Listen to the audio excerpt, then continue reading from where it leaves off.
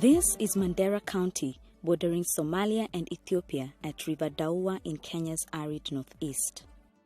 Pastoralists and agro-pastoralists in Mandera depend on livestock production as their main source of livelihood. Over the years, recurrent droughts have continued to undermine water availability and suitable land for pasture. Many households like Mama Halima's and agro-pastoralists supporting 18 dependents rely solely on their livestock assets for survival.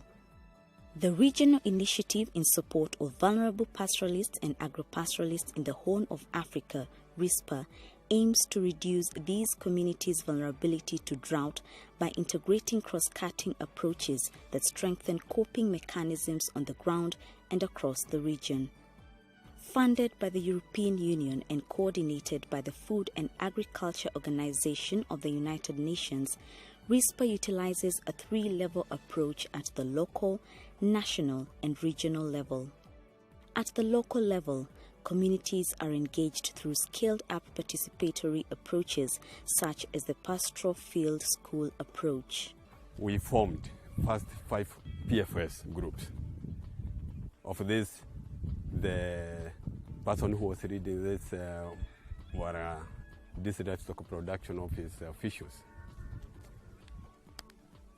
In supporting them, we, having done the ground assessment, we had to form PFS groups. And in so doing, we had to teach them about the further production and how beneficial it can be for the project to be accepted. Though we had to do kind of awareness to the communities. So having formed those 5 groups, we supported them with fodder seeds. That is mainly Sudan grass. And again, because they were coming from zero, we had to give them fuel subsidy because they had the DRPO office had already provided them with gen sets or generator sets. That is, or use the word water pumps to pump water from the River Daua to their farms. Wakati ya kwanza, wakati unataka kuanza kazi ya kupanda, lazima wakati ya kwanza ubange mahali gani kwanza utalima na utengeleze ardhi wakati ya kwanza. Banga mahali ya kutengeleza, kitu ya kwanza ni maneno ya kukatakata miti mahali ambayo unataka kubanga.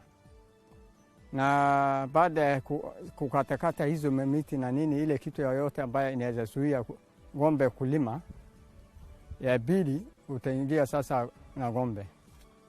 Unatengeleza sasa na ng'ombe, malawi ni utatengeleza hiyo ardhi.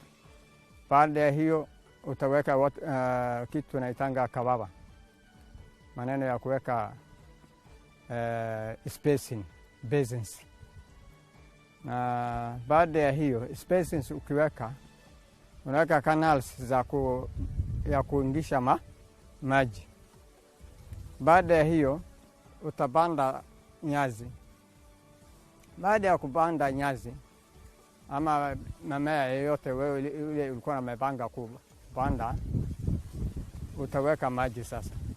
Utaenda kuhakisha engine, uweke maji na canals. Baada ya hiyo, after 14 days ikimea, lazima ulime. Ile isisumbuliwe na weedings. After then 21 days,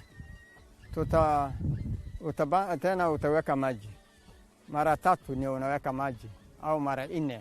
After 45 days, itafika kiwango ya kukata, kama ni nyazi.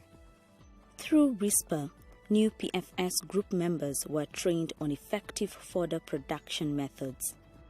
When the green fodder is harvested and dried on the farm for a day or 2, it is baled into stacks and taken to the fodder stores. In addition to provision of fodder seeds and other farm inputs, additional fodder stores were built, thus increasing them from 4 to 11, including one for a women's group.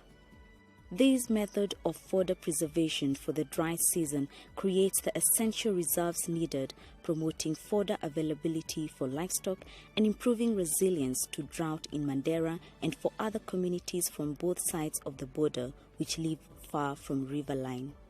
Fodder markets are seasonal. During rainy season or when there is fodder, there is pasture, there are no markets.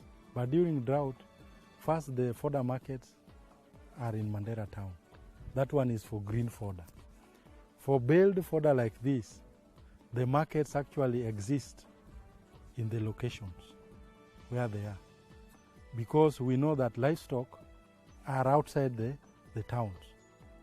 So during drought, the fodder markets are actually within the location. From the sale of fodder and other animal products, the PFS group members are able to provide for other household needs and supplement their diet for better nutritional value, greatly contributing to the improvement of their overall well-being.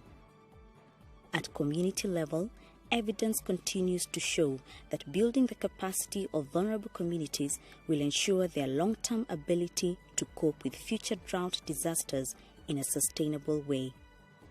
This project, initially when it began, it benefited 243 fodder farmers and 100 PFS members. So in total, the project benefited 343 fodder farmers. Project hii nimepata faida kubwa tena zaidi. Ninapata karo ya shule. Najisaidia kwa sababu nikiweka hizi nyezi nikikuza, ile ninaweza kupata kutoka mifugo itakula na itabakisha, na ile inabaki inauza. Alafu kuuza, baada ya kuuza sasa napata mapato kutoka hapo. Najilipia karo na najilipia kwa hata hii fence yangu. Fence na pesa ya hiyo ninile ya fodder. Kabla sijaunda na hii kikundi nilikuwa na ng'ombe 16. 9 imeenda na ukame. Ilibaki 7.